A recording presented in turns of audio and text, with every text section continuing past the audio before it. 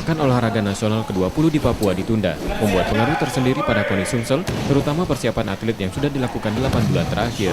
KONI Sumsel harus melakukan perencanaan ulang, mulai pemusatan latihan, uji coba hingga anggaran. Jadwal pelatda terpusat, yang seharusnya mulai Agustus nanti akhirnya dimundurkan. Ditundanya PON 20 hingga akhir tahun 2021, juga dimanfaatkan KONI Sumsel untuk persiapan lebih panjang.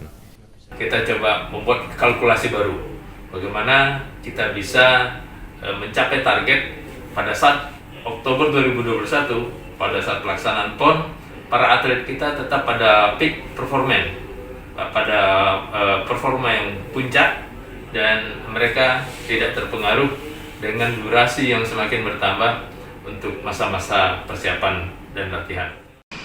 Di tengah pandemi COVID-19, KONI Sumsel meminta atletnya tetap berlatih mandiri agar performanya terjaga.